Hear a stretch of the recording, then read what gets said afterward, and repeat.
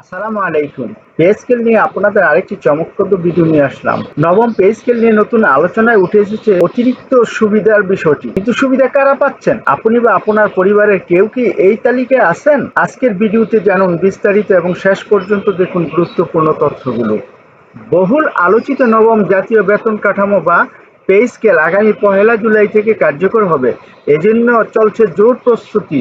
শেষ মুহূর্তে পে স্কেলের আওতায় সরকারি চাকরিজীবীদের পাশাপাশি যুক্ত হচ্ছেন স্বায়ত্তশাসিত ও আধা স্বায়ত্তশাসিত প্রতিষ্ঠানের কর্মীরাও।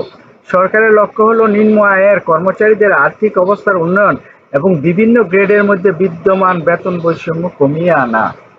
গত ২১শে মে সচিবালয়ের নবম জাতীয় পে স্কেল চূড়ান্ত করতে গঠিত সচিব কমিটির এক বৈঠকে প্রস্তাবিত কাঠামো নিয়ে বিস্তারিত আলোচনা হয়।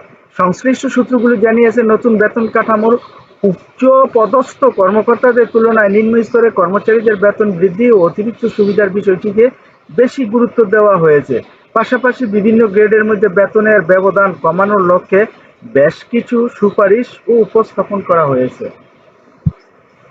নতুন পে স্কেলের আওতায় প্রশাসন, শিক্ষা, স্বাস্থ্য, আইনশৃঙ্খলা বাহিনী ও বিচার বিভাগের কর্মকর্তা-কর্মচারীদের সুবিধা পাবেন। একই সঙ্গে স্বায়ত্তশাসিত ও আধা স্বায়ত্তশাসিত প্রতিষ্ঠানের কর্মীদের জন্যও পৃথক সমন্বিত নীতিমালা প্রণয়নের কাজ চলছে, যাতে সবাই সমভাবে নতুন সুবিধা ভোগ করতে পারেন। আগামী ১লা জুলাইয়ের মধ্যে নতুন পে স্কেল পুরোপুরি কার্যকর করার লক্ষ্য নিয়ে সংশ্লিষ্ট বিভাগগুলো দ্রুত গতিতে কাজ চালিয়ে যাচ্ছে। সংশ্লিষ্টরা আশা করছেন, এই নতুন পে স্কেল বাস্তবায়িত হলে নিম্ন আয়ের কর্মচারীদের জীবনযাত্রার মান উল্লেখযোগ্য হারে বাড়বে এবং সরকারি চাকুরিতে বিদ্যমান বৈষম্য দূর করতে এটি একটি যুগান্তকারী ভূমিকা পালন করবে। গত ২১শে মে সচিবালয়ে নবম পে স্কেল নির্ধারণে গঠিত সচিব কমিটির একটি গুরুত্বপূর্ণ সভা অনুষ্ঠিত হয়। সংশ্লিষ্ট সূত্রে জানা গেছে, প্রস্তাবিত এই পে স্কেলে উপরের স্তরের কর্মকর্তাদের তুলনায় নিচের স্তরের কর্মচারীদের বেতন ও অন্যান্য সুযোগ সুবিধা বৃদ্ধির উপর সবচেয়ে বেশি জোর দেওয়া হয়েছে। বিভিন্ন গ্রেডের মধ্যে দীর্ঘদিন ধরে চলে আসা বেতনের ব্যবধান বা বৈষম্য কমিয়ে আনতে এই সভায় বিশেষ সুপারিশ রাখা হয়েছে। নতুন এই জাতীয় পে স্কেলের আওতায় সব পর্যায়ের সরকারি চাকরিজীবীদের অন্তর্ভুক্ত থাকবেন। এর মধ্যে সাধারণ ও মাঠ প্রশাসনের কর্মকর্তা-কর্মচারী, শিক্ষক, পুলিশ, স্বাস্থ্যকর্মী এবং বিচার বিভাগের সব স্তরের কর্মীরা রয়েছেন। এছাড়া স্বায়ত্তশাসিত ও আধা স্বায়ত্তশাসিত প্রতিষ্ঠানের কর্মীদের জন্য সরকার একটি সমন্বিত গাইডলাইন তৈরি করছে, যাতে তারাও এই নতুন বেতন কাঠামোর সুফল সমানভাবে পান। বেতন বৃদ্ধির পাশাপাশি অবসরপ্রাপ্ত কর্মকর্তা-কর্মচারীদের পেনশন সুবিধাতেও বড় ধরনের পরিবর্তনের প্রস্তাব করা হয়েছে।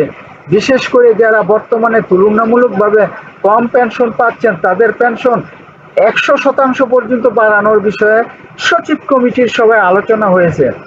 পরিসংখ্যান অনুযায়ী যে পেনশনার বর্তমানে ২০,০০০ টাকার নিচে সুবিধা পাচ্ছেন, নতুন পে স্কেল কার্যকর হলে তারাই সবচেয়ে বেশি লাভবান হবেন। নতুন জাতীয় বেতন কাঠামোর আওতায় সরকারি চাকরির সর্বস্তরের কর্মকর্তা-কর্মচারীদের অন্তর্ভুক্ত করা হচ্ছে। এতে প্রশাসন ও মাঠ পর্যায়ের কর্মী, শিক্ষক, আইনশৃঙ্খলা বাহিনীর সদস্য, স্বাস্থ্যসেবা কর্মী এবং বিচার বিভাগের বিভিন্ন পর্যায়ের জনবল থাকবেন।